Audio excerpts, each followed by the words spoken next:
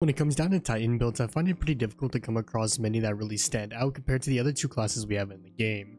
However, when a Titan build is discovered, it feels like it takes over the game for a very long time. We saw that last year with the Arc Hoyle build when it dominated, but in today's current meta, there are currently two Titan builds that have the community in a chokehold. Today, I wanted to look into these two builds, put each one of them to the test, and decide which one is worth your time. So with that being said, let's get to it. Alright, so what are the two Titan builds I'm going to be looking at today? Well, the two builds are the Banner of War Strand Titan build and the Solar Infinite Hammer Bonk build. Both of these builds have been very dominant in the game for a bit now, with both of these builds letting Titans be massive powerhouses to fire teams and in turn allowing them to be some of the most popular choices in in-game activities and challenges, like solo dungeons and low man challenges. Now you may be wondering what setups I'm using for these builds, and I'm glad you asked.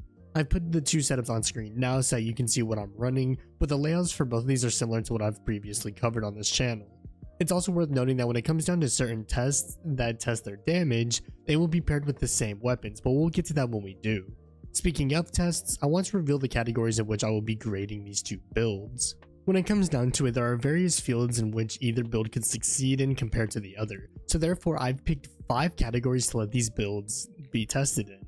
Those categories are as follows. For category 1, we have ease of use, meaning how easy is this build to use, and also is there a learning curve involved. The second category is the setup process, meaning how easy is it to get this build to its full potential when using it in game. The third category is survivability, meaning how easy or hard is it to die when using this build. The fourth category is damage, meaning how much damage can this build do to bosses. The fifth and final category is accessibility, meaning can either of these builds be accessed by the players regardless of what expansions they may own or how much they play.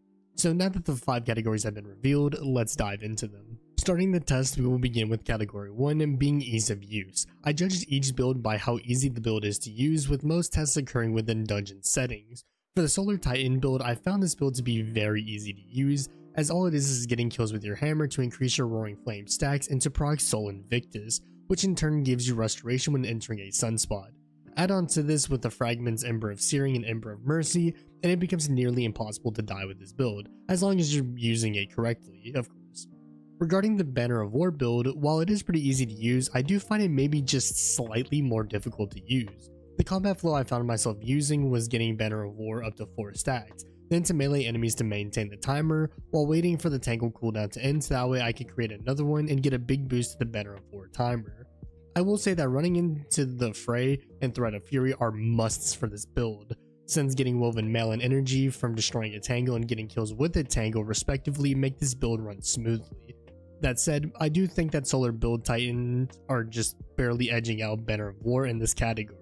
Therefore, I'm giving the category win to Solar Titans. Category 2 is the setup process, as I mentioned earlier. I'm going to be entirely honest, when I first started working on the testing, I was fairly confident that Solar Titan was going to wash this category, as all you need is 3 hammer kills and this build is fully set up. However, I realized just how wrong I was once I realized that Tangles can contribute to not only maintaining the timer for Banner of War, but also building the stacks, which immediately made me eat my own words. You could make the argument that Solar Titan is still easier since it's only 3 kills with a hammer, but being able to get a charged strand melee kill to create a tangle and then nuke a group of ads for full stacks immediately made Banner of War infinitely more interesting to me, and because of that I'm giving the category win to the Banner of War build. Next up we have category 3 being survivability. I believe this category could have gone either way when I started working on this testing, but after my testing I realized that I was wrong once again. For this test I chose to use the Ecther fight since the ads are all pretty close to one another, which makes it very easy to be focused down. I made sure to have each build at its full potential before starting the test, meaning that I was at max Banner of War stacks for the Strand build, and was sitting in a sunspot with Restoration going for the Solar build. And this test really felt like a hydrogen bomb versus a coughing baby because this wasn't even close whatsoever. For the Strand build, I was able to stay alive for the duration of the Banner of War stacks, meanwhile I practically got nuked on the Solar Titan build.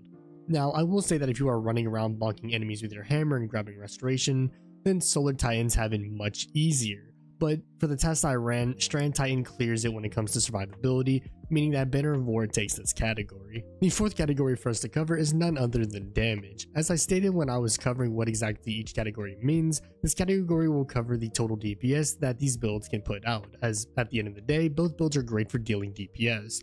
Now, if you remember earlier, I mentioned that when the time came for DPS testing, I would use the same weapons, and here's what I mean. Considering both builds are melee-centered builds, I wanted to utilize weapons that could amplify the damage output. Therefore, for both builds, we will be utilizing a 1-2 punch shotgun, with my choice being the Wastelander M5, and Tractor Cannon to help buff the overall damage of my melee. Furthermore, each build was paired with the Synthesubs Exotic Gauntlets to further boost the melee damage even more. Regarding where I tested the DPS, I tried 2 separate bosses and found the most consistent boss to test these 2 builds on was Ekthar from Ghost of the Deep, so all damage testing will be done there. The process of DPS worked like this. I would open the DPS phase by killing the knight, then shooting Ekthar's shield with an Arbalest shot to drop the shield immediately, then I'd immediately swap loadouts and test the damage.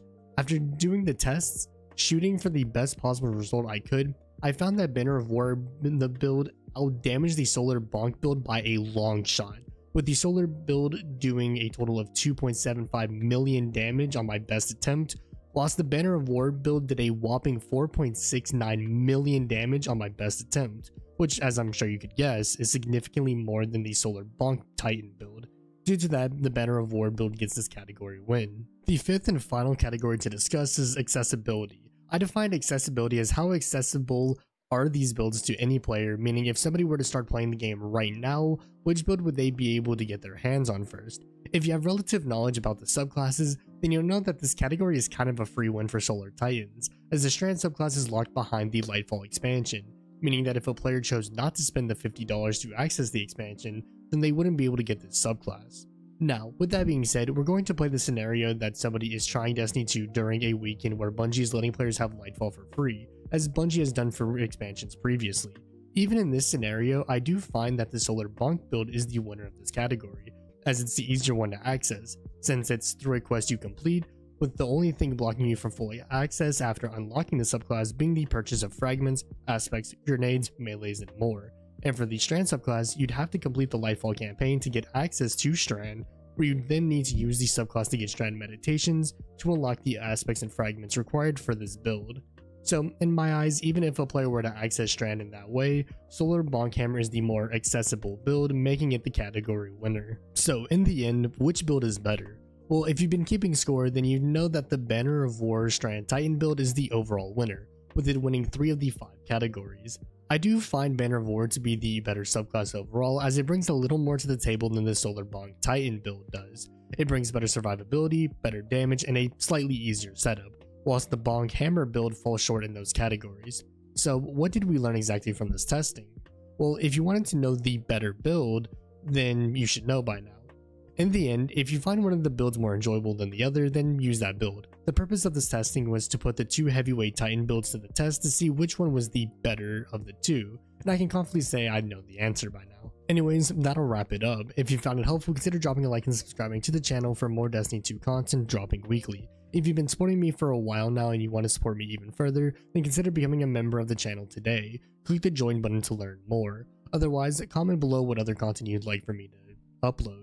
Finally, if you want more content from me, check out my other social media platforms linked in the description below.